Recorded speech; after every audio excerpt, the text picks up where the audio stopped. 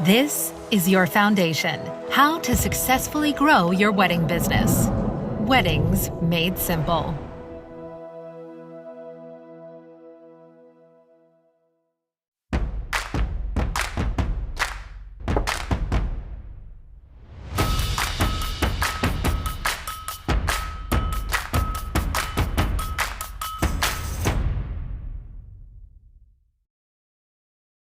Okay, so before we jump over to Final Cut, one little caveat that I mentioned, that I alluded to earlier. The stacking is not quite as intuitive in layer-based softwares as it is here in Resolve.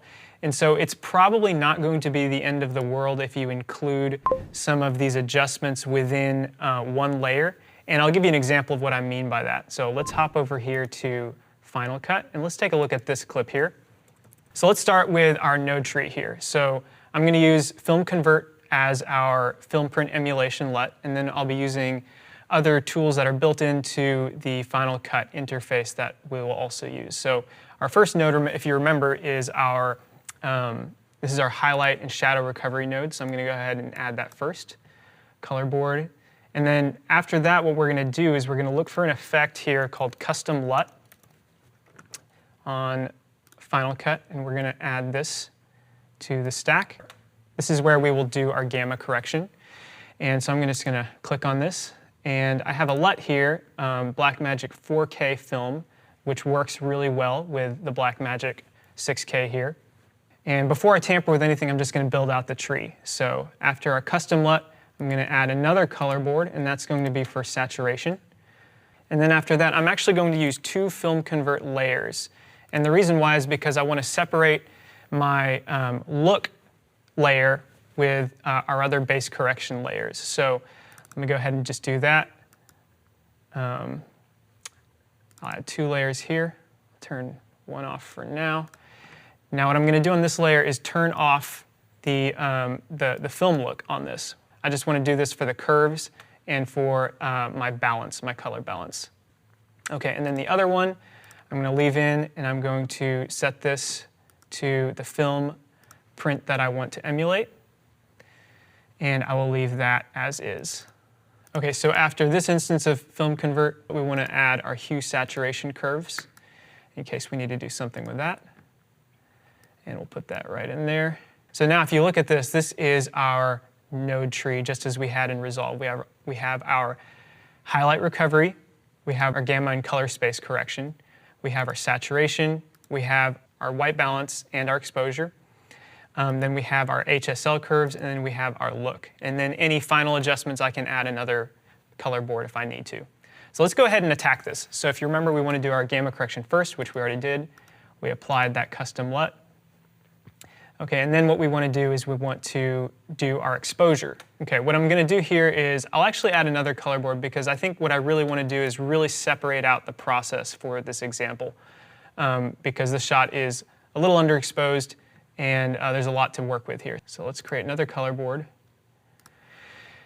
And we're going to go ahead and apply that right after that FilmConvert layer. And this is going to be our exposure node. So we'll start with that, because if you remember, that is our first step after gamma correction. So I'm going to go up to exposure. I'm just going to lift this up because he is dark and we want to preserve all that we can do.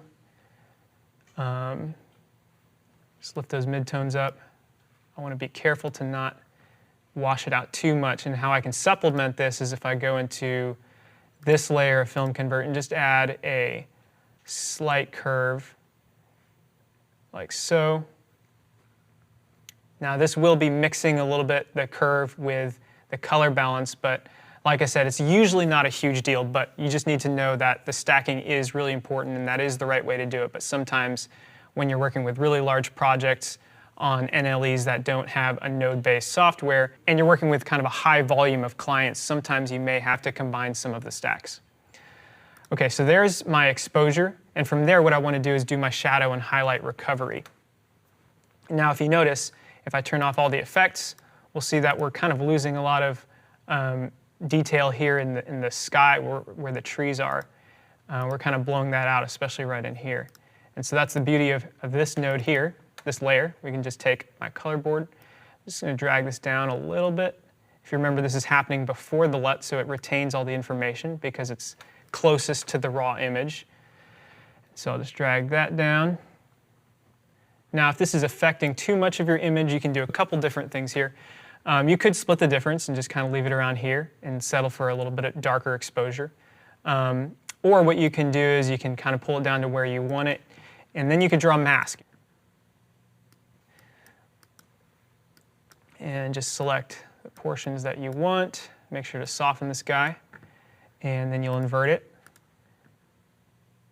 And so now you've saved some of those details in the highlights while keeping the correct exposure on them. That's kind of cheating that dynamic range. So now we've done our highlight corrections, and so we did our gamma correction, our exposure, our highlight recovery, and now we're going to move on to balance, and then after that, saturation. Use your eyes at the beginning, you know, I mean, you can see that this image is really, looking at the scopes, it's yellow, it's green, so we know that we're going to be pushing in more magenta and more blue. So let's go ahead and do that. I'm going to draw a mask around the dad's shirt collar, which should be white, right around there. And we can see in our scope where that's off.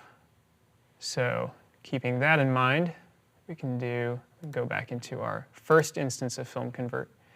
And we'll just take our temperature, drag that toward blue, watch our vector scope, and then our tint. And that's going to get us in the ballpark, but oftentimes that's too much of a harsh change for the entire shot.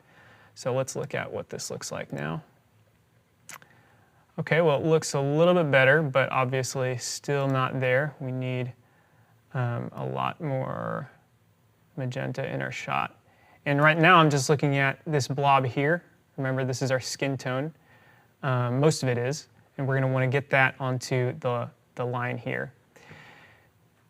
Okay, and now that we've kind of made a really drastic adjustment, and usually this isn't necessary for all the clips that you'll work with, but you'll see that there's still quite a ways to go. The shot looks a little off. But one thing that we can do is we can see that this blob, and in fact this entire shot, if we just look at the overall color bias, we can see that it's a little rotated in this direction.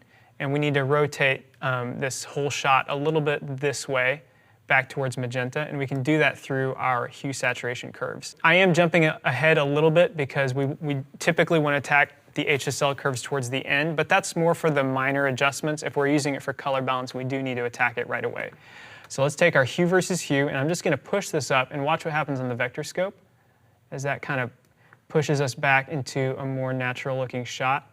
We can see our skin tones are starting to look natural, and we're starting to look good. I'm seeing a little bit too much of blue elsewhere, so let's go back in here and just control this a little bit.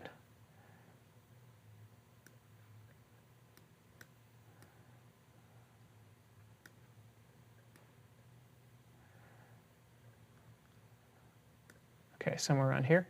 Okay, and after balance, let's go ahead and add saturation because it's actually getting a little hard to balance this because we don't have enough saturation to see what we're doing. So let me go back into my second color board, and I'm just going to go to saturation and then just boost this. And this may actually help us make any extra, more granular changes to our color balance. So from here, I'm going to go back into this first FilmConvert layer and just add a little bit more blue, a little bit more pink, magenta. Okay, I'm noticing that these highlights are starting to get a little milky. We're bringing it down a little bit too much. So let's go back to our highlight recovery. I like the detail it's giving back here, so I just want to raise up the white. So let's do this on a last node, which would be technically our global adjustment, but we'll just do that right now. That's looking a little more natural. It's also helping our exposure. So now what we need to do is focus on our look, our film print emulation. Well, we already applied our second layer of FilmConvert. This is where we would make any extra adjustments that we need to. If we wanted to change the film stock look, we could do that. When I bring this back to the one I was using, I can see there is just a little bit too much warmth in the shot still. So what I'm going to do is go back to my HSL because that is our next step, and we'll just make a couple extra changes here. I'm going to take first of all, I'm going to take my greens just a little bit, make them a little bit greener. Need to be careful to not affect the skin tone there, so I'll make a little thing there. I'll just pop those greens out a little bit more. And then what I want to do is go into my saturation node. And again, I'm combining a couple of the steps into one layer. So I'll just take my shadow tool, and I'm just going to add just a little bit of blue to it because I was seeing a little bit too much warmth earlier. Just got to be really subtle, so maybe 2% there.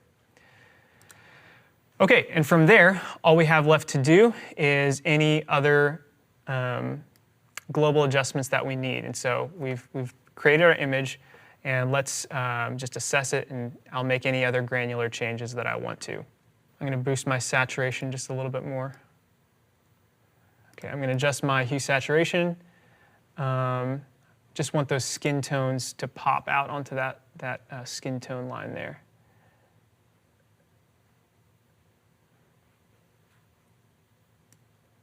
It's looking a little too saturated, so I'm going to turn this whole area down because I'm seeing this wall. I'm not loving that wall there.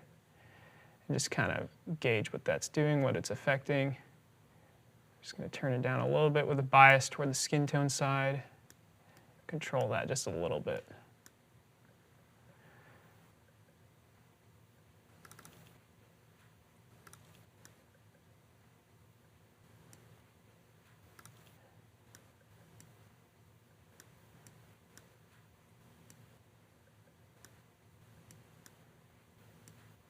Okay, so let's take a look at the before and after. So this is just the raw log shot straight out of the camera.